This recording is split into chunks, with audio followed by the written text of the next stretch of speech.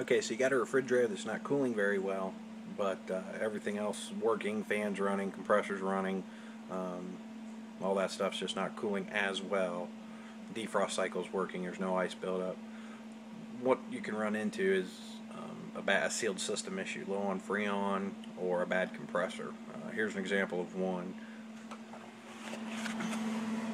What you got is the frost pattern is only over up in here. This is one of two things. Either it's low on refrigerant, which means there's a leak and there's no airflow, or there's a leak and that's all the Freon that's in the unit is to provide this first coil, or the compressor's bad and it's not pumping the refrigerant through all these coils here. If that's the case, buy a new fridge.